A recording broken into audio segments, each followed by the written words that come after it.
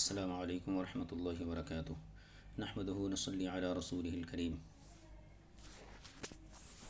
جامعہ انواریہ حیدرآباد و باب العلم انواریہ ایجوکیشنل سوسائٹی کی جانب سے شرح معانی الآثار یعنی تحاوی شریف کے درس کا سلسلہ جاری ہے، اور آج ہمارا جو باب ہے گزشتہ باب کا دوسرا حصہ ہے، یعنی بابو حکم الاذنین من الرأس، دونوں کان جو ہیں ان کا حکم وہی ہے جو سر کا حکم ہے۔ باب حکم الاذنین فی وضوء الصلاۃ، یعنی نماز میں کانوں کا نماز کے لیے جو وضو کیا جاتا ہے تو کانوں کا وہی حکم ہے جو سر کا حکم ہے۔ اس باب کو جو ہے اس باب کا ایک حصہ اس سے پہلے ہم نے پڑھا تھا، آج ہم اس باب کے دوسرے حصے کا آغاز کرتے ہیں۔ پہلے حصے سے متعلق کچھ باتیں ربط کے لیے حاضر خدمت ہیں۔ پہلی چیز یہ، کان سر کا حصہ ہیں یا چہرے کا حصہ ہیں وضو کے حکم میں؟ حصہ ہونے کا مطلب یہ ہے، اگر یہ سر کا حصہ ہے تو سر کے ساتھ مسح کیا جائے گا کانوں کے ظاہر و باطن کا، اور اگر چہرے کا حصہ ہیں تو پھر کان کے سامنے کے حصے کو چہرے کے ساتھ دھویا جائے گا اور کان کے پیچھے کے حصے کو سر کے ساتھ مسح کیا جائے گا۔ اس سلسلے میں دو قول ذکر کیے گئے تھے۔ ایک قول جو تھا امام شعبی اور جو ہے ابن سیرین وغیرہ کا تھا، وہ پہلا قول تھا، جو حضرات جو ہیں کانوں کو چہرے کا حصہ مانتے ہیں۔ دوسرا قول جو ائمہ اربعہ کا قول ہے کہ دونوں کان کا ظاہر و باطن یہ سر کا حصہ ہے، لہذا سر کا جس طریقے سے مسح کیا جاتا ہے اسی طریقے سے جو ہے کانوں کے ظاہر و باطن کا مسح سر کے ساتھ کیا جائے گا۔ قول اول کی تائید میں حضرت علی کرم اللہ تعالی وجہ الکریم کی روایت کو پیش کیا گیا تھا، اور قول ثانی یعنی ائمہ اربعہ کے مذہب کی تائید میں صاحب کتاب نے کئی اکابر صحابہ سے احادیث کو روایت کیا ہے، جن میں حضرت عثمان بن عفان، حضرت ابن عباس، اور ان کے علاوہ جو ہے حضرت مقداد بن معدی کرب اور حضرت ابو تمیم انصاری، ان تمام صحابہ سے ایسی روایت کو اس باب کے شروع میں ذکر کیا گیا تھا جن سے ائمہ اربعہ کے مذہب کی تائید ہوتی ہے۔ اس کے بعد مصنف نے فرمایا تھا کہ احادیث کے طرز پر ہماری گفتگو کا یہ انداز تھا، اب ہم اس کو قیاس اور نظر کے طور پر دیکھیں گے۔ اس سے بھی یہی ثابت ہوتا ہے کہ دونوں کان یہ سر کا حصہ ہونا چاہیے اور دونوں کانوں کے ظاہر و باطن پر مسح ہونا چاہیے، جو کہ ائمہ اربعہ کا مذہب ہے۔ یہاں تک جو گفتگو تھی گزشتہ سبق سے متعلق تھی۔ آج ہمیں جو سبق پڑھنا ہے وہ وَأَمَّا مِن طریق نظری، یعنی نظری طور پر قیاس بھی یہی چاہتا ہے کہ دونوں کان سر کا حصہ ہونا چاہیے، سر کے ساتھ ان کے ظاہر و باطن کا مسح ہونا چاہیے۔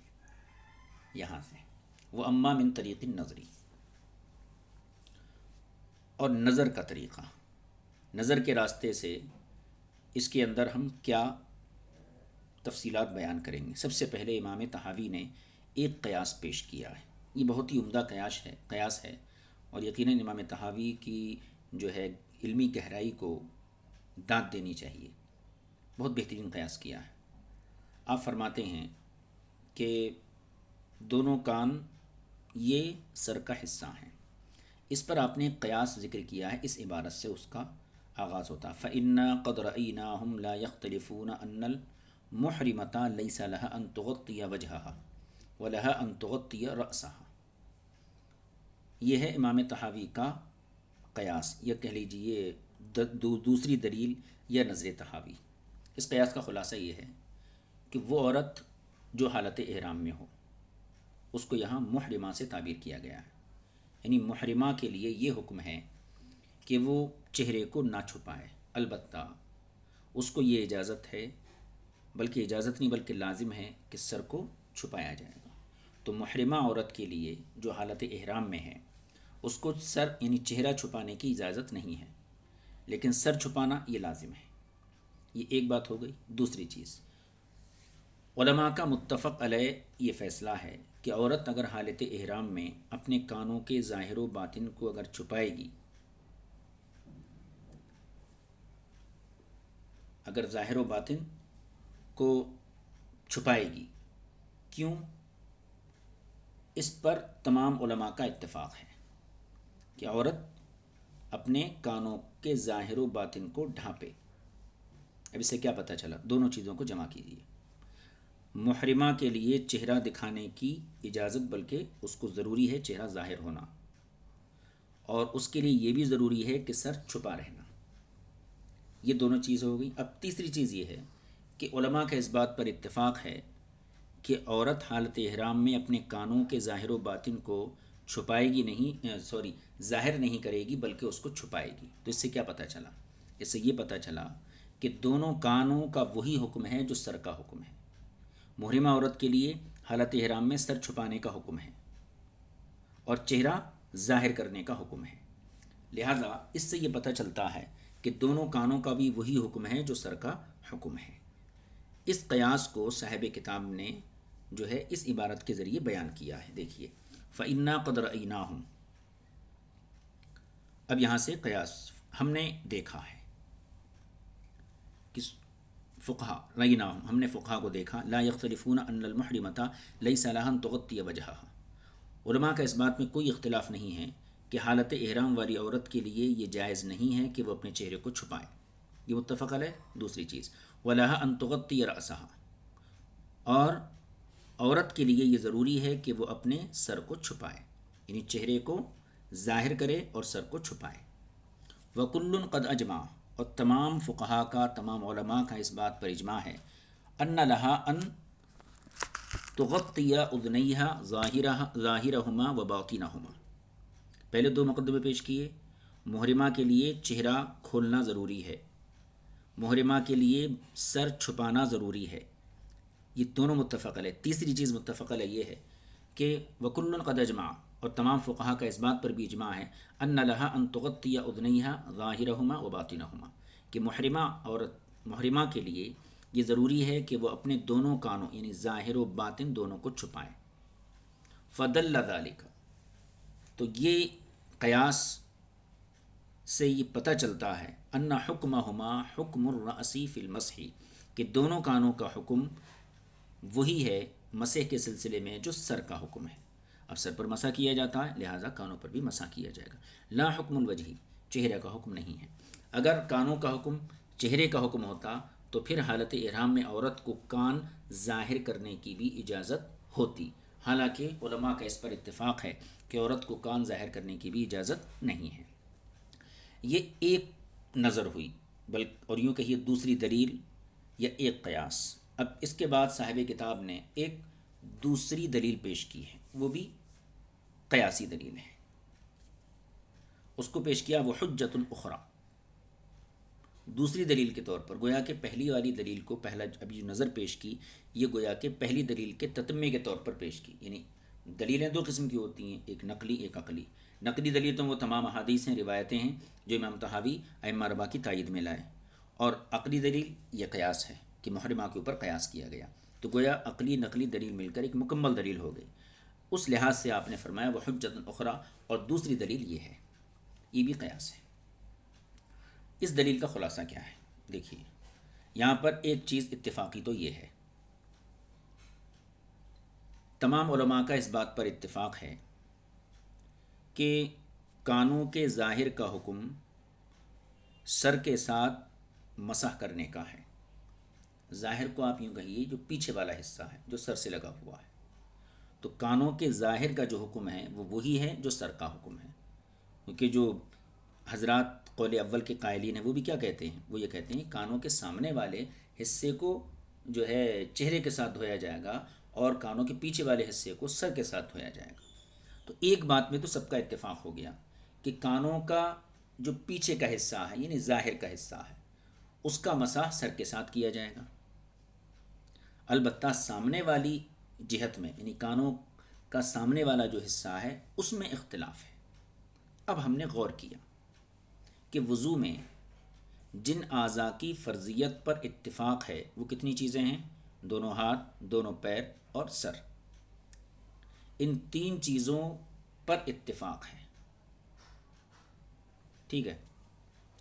چہرہ جو ہے پورا دھویا جاتا ہے، ہاتھ پورے دھوئے جاتے ہیں، پاؤں پورے دھوئے جاتے ہیں یعنی ٹخنوں سمیت۔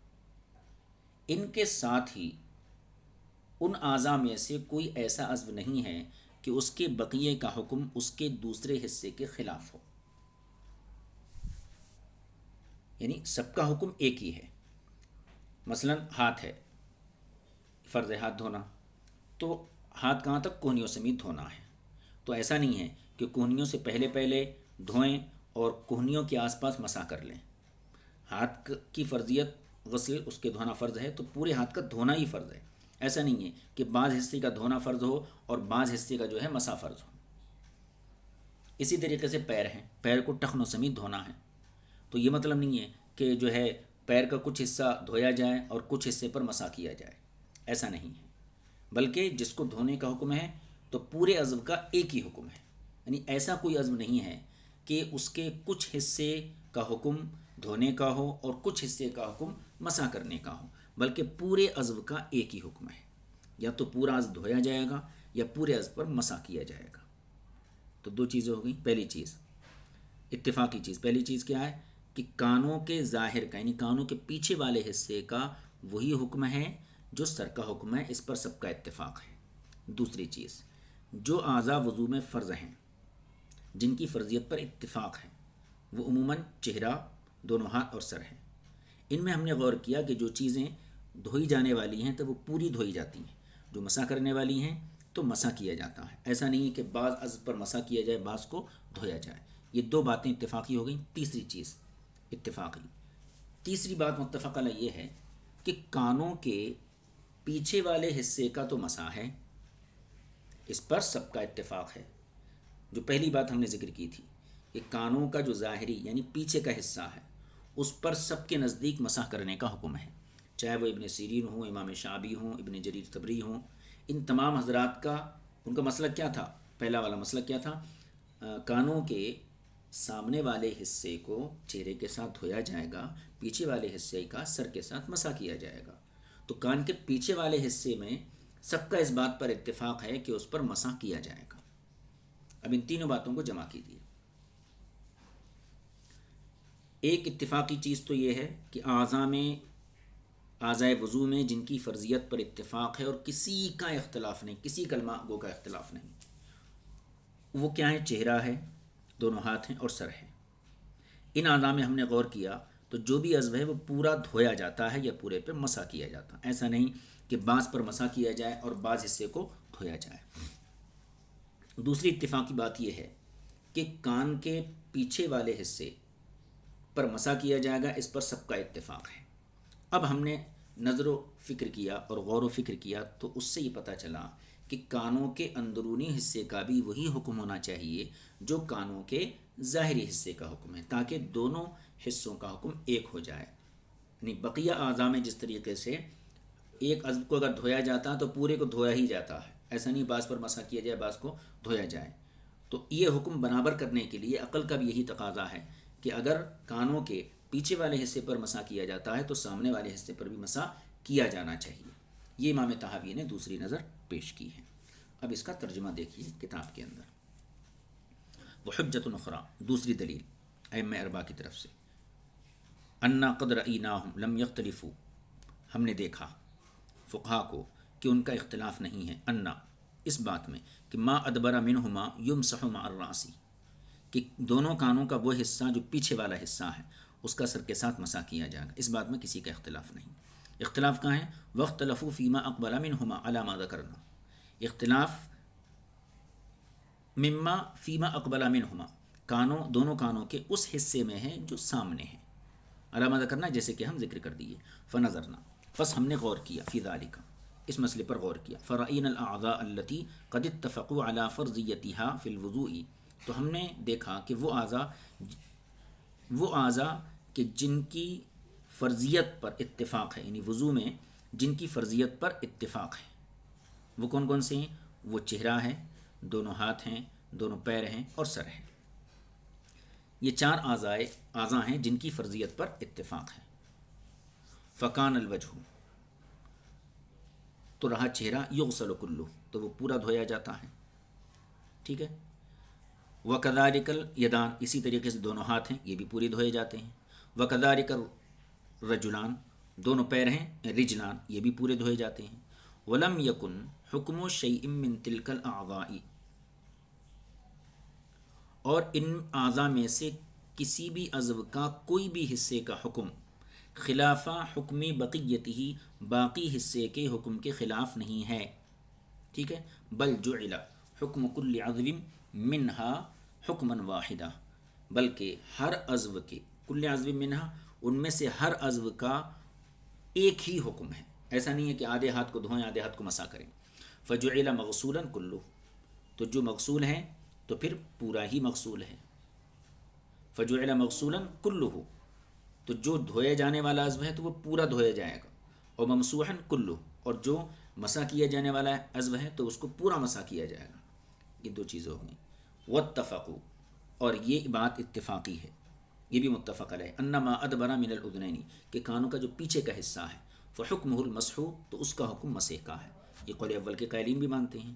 فالنظر علی ذلک، تو اس صورت میں قیاس کا تقاضا یہ ہے، ان یکون ما اقبل منہما کذالک، کہ کانوں کا جو سامنے کا حصہ ہے وہ بھی ویسا ہی ہو جیسے پیچھے کے حصے کا حکم ہے، پیچھے کے حصے پر مسح کیا جائے گا، لہذا سامنے کے حصے پر بھی مسح کیا جائے تاکہ دونوں کا حکم ایک ہو جائے۔ وَأَن يَكُونَ حُكْمُ الْأُذُنَيْنِ كُلُّهُ حُكْمًا وَاحِدًا، اور دونوں کانوں کا حکم ایک حکم ہو جائے، کما کان حکم سائر الاعضاء التي ذکرنا، جیسے کہ باقی تمام اعضاء کا حکم ایک ہے جو ہم نے ذکر کیے۔ فہذا وجہ النظر فی هذا الباب، تو یہ اس باب میں نظر ہے، یعنی یہ بطریق نظر ثبوت کا ایک طریقہ ہے اس باب کے اندر۔ وہو قول ابی حنیفہ و ابی یوسف و محمد، اور یہی امام اعظم ابو حنیفہ اور کہنا چاہیے ائمہ ثلاثہ، امام ابو یوسف اور امام محمد، ان تینوں حضرات کا بھی یہی قول ہے۔ تو نظر دو طریقے سے پیش کی، دونوں طریقے کی تفصیلات جو ہے ہم حاضر خدمت کر دیے۔ اب اس کے بعد دیکھیے یہاں سے، وقد قال بذلک جماعۃ من اصحاب رسول اللہ صلی اللہ علیہ وسلم، شروع میں قول اول کی تائید میں حضرت علی کی ایک روایت لے کر آئے، اس کے بعد جو ہے ائمہ اربعہ خاص طور پہ احناف کی تائید میں مختلف روایتیں لے کر آئے، اس کے بعد احناف کی تائید میں قیاس پیش کیا پہلا، پھر دوسرا قیاس پیش کیا۔ اب جو ہے ایک اور مزید اس مسئلے کو مؤکد کرنے کے لیے مزید کچھ احادیث، یعنی جو صحابہ کے اعمال ہیں، صحابہ کے اعمال سے تائید پیش کرنے کے لیے خاص طور پر، تو پیچھے جن صحابہ سے حدیثیں آئی ہیں تو وہ تقریباً مرفوع حدیثیں ہیں، یعنی صحابہ نے عمل کیا پھر اس کی نسبت حضور کی طرف کی ہے۔ اب جو ہے خاص طور پر صحابہ کا اپنا عمل یہاں، اور بعض دیگر صحابہ کا جن کی روایتیں پیچھے نہیں آئی ہیں ان سے بھی جو ہے استدلال کر رہے ہیں۔ اب یہاں پر ایک گویا کہ انداز جو ہے ایک الگ ہے، وہ یہ کہ وقد قال بذلك جماعۃ من اہل العلم من اصحاب رسول اللہ صلی اللہ علیہ وسلم، اور اسی بات کے قائل ہیں صحابہ رسول کریم صلی اللہ علیہ وسلم کے، صحابہ کی بڑی تعداد اسی بات کی قائل ہے، یعنی دونوں کان ظاہر و باطن یہ سر کے ساتھ متعلق ہوں گے، چاہے ما اقبل من الاذنین ہو وما ادبر منہما، چاہے کانوں کا ظاہر و باطن ہو، دونوں کا سر کے ساتھ مسح کیا جائے گا۔ اس سلسلے میں کچھ روایتیں امام طحاوی یہاں ذکر کر رہے ہیں، اور یہ روایتیں کیا ہیں؟ دراصل صحابہ اکرام کا عمل ہے، اور آپ کو اس سے پہلے میں نے ذکر کیا تھا کہ صحابی کا عمل یہ روایت سے زیادہ مؤکد ہوتا ہے، صحابی کا عمل یہ روایت سے زیادہ مؤکد ہوتا ہے، اور جہاں ہمارے اصولین اس چیز کی بحث کرتے ہیں ان کتابوں میں اس چیز کی وضاحت ہے کہ صحابی کا عمل، علماء کا عمل، فقہا کا عمل یہ حدیث سے زیادہ مستحکم ہوتا ہے، اور ان کا عمل اس بات کو ظاہر کرتا ہے کہ فلاں حدیث اگر ان کے عمل کے خلاف آ رہی ہے تو اس کا مطلب یہ ہے کہ یا تو وہ منسوخ ہے یا پھر وہ مؤول ہے، اس لیے عمل کو، عمل صحابہ کو جو ہے زیادہ اہمیت حاصل ہے، کیونکہ صحابہ کے بارے میں یہ گمان تو نہیں کر سکتے کہ انہوں نے اپنی جانب سے عمل کیا ہوگا، بلکہ صحابہ کے بارے میں یہ حکم ہے الصحابۃ کلھم عدول، تمام صحابہ عادل ہیں، وہ کسی ایسی چیز کو رسول پاک صلی اللہ علیہ وسلم کی طرف منسوب نہیں کر سکتے جو غلط ہو، اور کوئی ایسا کام بھی نہیں کر سکتے جو حضور کی شریعت کے خلاف ہو، لہذا صحابہ کا عمل یہ بہت مؤکد اور مستحکم ہوتا ہے۔ لہذا کچھ روایتیں یہاں ذکر کی گئی، ان کو دیکھ لیجیے۔ پہلی روایت، حدثنا علی بن شیبۃ قال حدثنا یحیی بن یحیی قال حدثنا حشیم عن حمید قال رأیت انس بن مالک توضأ حشیم حمید سے روایت کرتے ہیں، حمید کہتے ہیں کہ میں نے حضرت انس رضی اللہ تعالیٰ عنہ کو دیکھا، توضا کہ آپ نے وضو کیا، فمسح اذنیہ ظاہرہما و باطنہما، اور آپ نے جو ہے اپنے کانوں پر مسح کیا، دونوں کانوں کا، اس کے ظاہر کا بھی باطن کا بھی، مع راسہ، سر کے ساتھ، وقال اور فرمایا، حضرت انس بن مالک نے فرمایا، ان ابن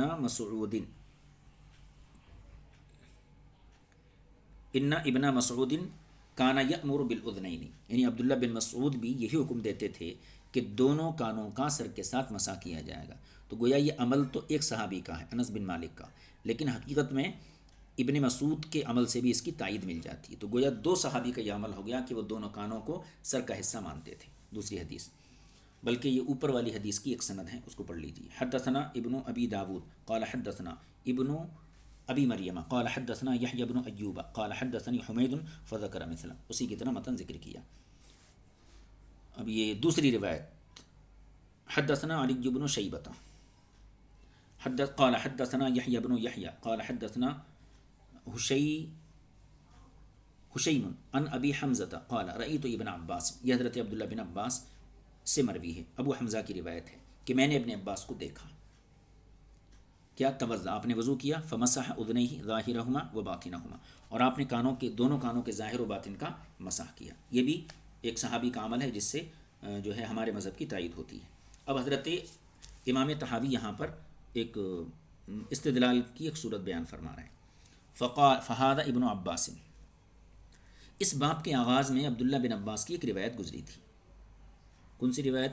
جس میں حضرت علی ان کے پاس تشریف لائے تو حضرت علی نے وضو کیا، اور وہاں پر جو ہے آپ نے کانوں کے ظاہر کو چہرے کے ساتھ دھویا تھا، اور کانوں کے پیچھے والے حصے کو، ظاہر سے مراد یہاں سامنے والا حصہ، سامنے والے حصے کو آپ نے چہرے کے ساتھ دھویا اور پیچھے والے حصے کا مسح کیا تھا۔ تو وہ حدیث روایت کی تھی حضرت عبداللہ ابن عباس نے، اور یہاں پر اس روایت میں حضرت عبداللہ بن عباس کا عمل ہے، اور عمل صحابی روایت سے زیادہ مستحکم ہوتا ہے، اس کو امام طحاوی بیان فرماتے ہیں۔ فہذا ابن عباس، یہ ابن عباس ہیں، قد روى عن علی رضی اللہ تعالی عن نبی صلی اللہ علیہ وسلم ما قد رویناه فی اول هذا الکتاب، یہ ابن عباس کا عمل ہے، اور بے شک حضرت علی سے حضرت ابن عباس نے روایت کیا، حضرت علی نے حضور سے روایت کیا، وہ ما قد رویناه فی اول هذا الکتاب، جو اس کتاب کے آغاز میں ہم نے روایت ذکر کی تھی، وہ حضرت ابن عباس نے علی سے، حضرت علی نے حضور سے روایت کی۔ وروى عنہ عطاء بن یسار عن النبی صلی اللہ علیہ وسلم کما رویناه فی الفصل الثانی، اور اسی طریقے سے حضرت ابن عباس سے عطا بن یسار کی ایک روایت ہے، عن النبی مرفوعا، کما رویناه فی الفصل الثانی من هذا الباب، جس کو ہم نے اسی فصل کی، یعنی دوسری فصل کی، اسی باب کے دوسرے حصے میں بیان کیا تھا۔ یعنی ایک روایت تو ابن عباس کی وہ ہے جو بالکل باب کے آغاز میں ذکر کی گئی تھی، جس میں سامنے کا، کانوں کے سامنے کے حصے کو دھویا گیا اور پیچھے کے حصے پر مسح کیا گیا، وہ بھی ابن عباس کی روایت تھی۔ اور دوسری روایت ابن عباس سے حضرت عطا کی روایت تھی، حضرت عطا نے ابن عباس سے، ابن عباس نے حضور سے روایت کی۔ اس میں کیا تھا؟ وہ جب احناف کے دلائل دیے گئے تو وہاں پر کیا تھا کہ کان کا ظاہر و باطن دونوں سر کے ساتھ مسح کیا جائے گا۔ تو دو قسم کی روایتیں حضرت عبداللہ بن عباس سے آ گئیں۔ ایک روایت کیا ہے؟ خلاصہ یہ کہ کان کا ظاہر، سامنے والا حصہ چہرے کے ساتھ ہے، اور باطنی حصہ، پیچھے کا حصہ سر کے ساتھ ہے۔ دوسری روایت یہ ہے کہ کانوں کا ظاہر و باطن دونوں جو ہیں سر کے ساتھ ہیں۔ تو دو قسم کی روایتیں ابن عباس سے آئی ہیں۔ ثم عمل ہوا بذالک، لیکن حضرت ابن عباس نے عمل کس پر کیا؟ ثم عمل ہوا بذالک، پھر حضرت ابن عباس نے جو عمل کیا وہ اس پر کیا، کس پر؟ جو بعد والی روایت ہے اس پر آپ نے عمل کیا۔ وترک ما حدثہ علی عن النبی صلی اللہ علیہ وسلم، اور اس حدیث کو عبداللہ بن عباس نے چھوڑ دیا جو حضرت علی نے حضور سے روایت کیا تھا۔ ٹھیک ہے، فہذا دلیل، تو یہ عمل حضرت ابن عباس کا دلیل ہے اس بات پر، علی ان نسخ ما روی عن علی قد کان ثبت عنده، یہ اس بات کی دلیل ہے کہ ان نسخ ما روی عن علی رضی اللہ تعالیٰ عنہ، کہ حضرت علی کی جو روایت ہے وہ منسوخ ہے۔ ابن عباس کا عمل اس بات پر دلالت کرتا ہے، قد کان ثبت عنده، جبکہ وہی روایت حضرت علی کے پاس ثابت ہے، وہی روایت حضرت علی کے پاس ثابت ہے۔ آگے دیکھیے، ایک حدیث دو حدیثیں اور ہیں اس باب میں، اس کے بعد باب مکمل ہو جائیں گے. حدثنا علی بن معبد قال حدثنا یعقوب بن ابراہیم قال حدثنا ابی عن ابن اسحاق عن نافع عن ابن عمر، یہ حضرت عبداللہ بن عمر کا عمل، انہو کان، بلکہ ان کا قول ہے، انہو کان یقول، حضرت ابن عمر فرماتے تھے، الاذنان من الرأس فامسحوهما، دونوں کان سر کا حصہ ہیں، ان دونوں کا مسح کیا کرو. یہ بھی صحابی کا عمل ہے. اور ایک حدیث نیچے، حدثنا علی بن شیبہ قال حدثنا يحيى بن يحيى قال حدثنا هشيم عن غيلان بن عبد الله قال سمعت ابن عمر، یہ حضرت عبداللہ بن عمر جو اوپر گزرے وہ آپ کا قول تھا، اور یہ جو ہے یہ بھی آپ کا قول ہی ہے. ابن عمر فرماتے تھے، یعنی غیلان بن عبداللہ کہتے ہیں، میں نے ابن عمر کو فرماتے ہوئے سنا، الاذنان من الراس، کہ دونوں کان اس سر کے حصے سے ہیں.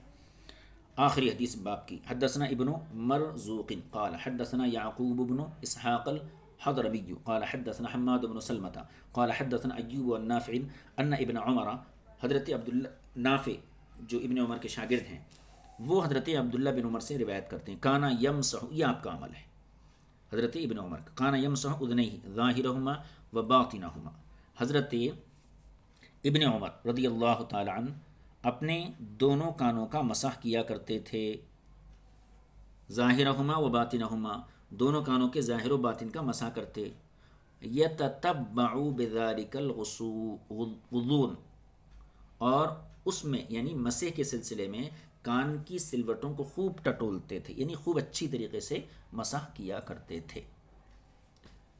یہ باب مکمل ہو گیا الحمدللہ. اب اس باب کا خلاصہ سن لیجیے. باب کا آغاز ہوا تھا کہ دونوں کانوں کا حکم کیا ہے. اس سلسلے میں دو قول آئے. ایک پہلا قول جو ہے کہ کان یہ چہرے کا حصہ ہیں، لہذا کانوں کے سامنے والے حصے کو چہرے کے ساتھ دھویا جائے گا، اور کان کا جو اندر کا باطنی حصہ ہے، پیچھے کا حصہ، اس کو سر کے ساتھ مسح کیا جائے گا. یہ قول اول تھا. قول ثانی ائمہ اربعہ کا تھا، یعنی کانوں کا ظاہر و باطنی یہ سب سر کے ساتھ متعلق ہے، لہذا سر کے ساتھ دونوں حصوں کا مسح کیا جائے گا. امام طحاوی نے قول اول کی تائید میں حضرت علی کی روایت پیش کی، جس کو حضرت ابن عباس نے روایت کیا، اور قول ثانی کی تائید میں حضرت جو ہے امام طحاوی نے مختلف صحابہ سے حدیثیں روایت کی اپنی سند کے ساتھ، جن میں اکابر صحابہ میں سے کون ہیں؟ عثمان بن عفان کی روایت ہے، ابن عباس کی روایت ہے، اور کہنا چاہیے مقداد بن معدی کریب کی روایت ہے، اور ان کے علاوہ جو ہے تمیم انصاری کی روایت ہے، اور دیگر صحابہ اکرام کی بھی روایتیں اس سلسلے میں آپ نے ذکر کی، اور اسی میں حضرت ابو امامہ باہلی کی بھی روایت آئی تھی. تو ان تمام روایتوں کو امام طحاوی نے قول ثانی کی تائید میں پیش کیا. اس کے بعد ایک نظر پیش کی کہ کانوں کے مسئلے کو امام طحاوی نے محرمہ کے مسئلے پر قیاس کیا. یہ دوسری دلیل تھی گویا کہ، اور قیاسی اعتبار سے پہلی دلیل تھی. اور پھر قیاس یعنی دوسری نظر کہہ لیجئے یا قیاسی دوسری دلیل کہہ دیجئے، وہ یہ کہ امام طحاوی نے دونوں کانوں کے مسح کے حکم کو دیگر اعضاء وضو پر قیاس دیکھا کہ جو بھی اعضاء وضو میں فرض ہیں تو ان کے یہاں تو دھونا ہے یا پھر جو ہے ان کا مسح کرنا ہے. تو جو بھی عضو ہے اس کا پورے عضو کا ایک ہی حکم ہے. اگر وہ دھویا جائے گا تو پورا دھویا جائے گا، ایسا نہیں کہ بعض حصے کو دھو لیا جائے اور بعض حصے پر مسح کر لیا جائے. ٹھیک ہے. لہذا کان جو ہیں، کان کا ایک ظاہر ایک باطن ہے. اگر ہم ظاہر والے حصے کو یہ کہیں کہ سامنے والے حصے کو چہرے کے ساتھ دھویا جائے گا، اور پیچھے والے حصے کو کہیں کہ نہیں سر کے ساتھ مسح کیا جائے گا، تو گویا ایک عضو کے دو حکم ہو گئے. جبکہ وضو میں جتنے اعضاء ہیں ان کے سب کا حکم ایک ہے. اگر دھونے کا حکم ہے تو پورا دھویا جائے گا، اگر مسح کرنے کا حکم ہے تو پورے پر مسح ہی کیا جائے گا. یہ دوسری دلیل تھی آپ کی. اور اس کے بعد امام طحاوی نے احتیاطاً چند صحابہ اکرام کے اعمال کو اور ان کے عمل کو یہاں ذکر کیا، کیونکہ یہ بات طے ہے کہ اس میں ہو سکتا ہے کوئی یہ کہے کہ نہیں صاحب جو ہے صحابہ کی روایتیں تو آئی ہیں آپ کی تائید میں، لیکن ہو سکتا ہے یہ منسوخ ہو گئی ہوں. تو اس اعتراض اور شبہ کو دور کرنے کے لیے امام طحاوی نے خود انہی صحابہ کا عمل بھی پیش کیا. جیسے ابن عباس کی ایک روایت قول اول کی تائید میں پیش کی، دوسری روایت قول ثانی کی تائید میں پیش کی، اس کے بعد پھر ان کا عمل بھی پیش کیا، تاکہ یہ بات مؤکد ہو جائے کہ صحابہ کرام نے حضور کے پردہ کرنے کے بعد جو عمل کیا ہے وہ عمل اس بات کا ثبوت ہے کہ اس کے مخالف جو حدیث آئے گی یا تو وہ منسوخ ہے یا پھر وہ معول ہے اور وہ قابل عمل نہیں ہے، کیونکہ صحابہ کے بارے میں ہمیں یہی امید ہے کہ وہ جس طریقے سے کہنا چاہیے حضور نے ان کی عدالت بیان کی ہے، تو عدالت کا ایک معنی تو یہ بھی ہے کہ وہ شریعت کے خلاف نہیں جا سکتے اور رسول پاک صلی اللہ علیہ وسلم کی سنت کے خلاف ان کا عمل نہیں جائے گا، اور اسی کے پیش نظر حضور نے ارشاد فرمایا ہے کہ علیکم بسنتی و سنت الخلفاء الراشدین، میری سنت کو پکڑو اور میرے خلفاء راشدین میرے صحابہ کی سنتوں پر عمل کیا کرو۔ بہرکیف یہ جو ہے باب مکمل ہو گیا، اور آگے کا جو باب ہے انشاءاللہ تعالیٰ اس کو آئندہ درس میں شریک کیا جائے گا، اور وہ ہے باب فرض الرجلین فی وضوء الصلاۃ، نماز میں دونوں پیروں کی فرضیت کا باب۔ اس میں جو ہے اہل تشیع کا بہت عمدہ طریقے سے، بلکہ اگر کہا جائے کہ اتنی تفصیل کے ساتھ آپ نے رد کیا ہے جس سے اندازہ ہوتا ہے کہ امام طحاوی علیہ الرحمہ بھی اس سلسلے میں کافی جو ہیں آپ حساس تھے، کہ چونکہ کبھی مسائل کے ذریعے انسان جو ہے اپنے مخالف مذہب کی طرف مائل ہوتا ہے، پہلے مسائل کے ذریعے، اس کے بعد آہستہ آہستہ جو ہے وہ عقائد میں بھی ان کی جو ہے کہنا چاہیے پیروی کرنا شروع کر دیتا ہے۔ تو ہمارے چار جو مذہب ہیں، احناف ہیں، شوافی، مالکیہ، حنابلہ ہیں، یہ تمام یہ چار اہل سنت والجماعت ہیں۔ ان کے علاوہ جو اہل تشیع ہیں وہ اہل سنت میں شریک نہیں ہوتی ہیں، اور یہاں پر اس باب میں جو رد کیا جائے گا وہ اہل تشیع کا ہی رد کیا جائے گا، اس لیے کافی تفصیل سے آپ نے رد کیا ہے۔ امید اللہ تعالیٰ ہمیں جو ہے اس کتاب کے فیض سے مالا مال فرمائے گا۔ وصلی اللہ علیہ نبی الامی الکریم وآلہ وصحبہ اجمعین والحمد للہ رب العالمین۔ السلام علیکم ورحمۃ اللہ۔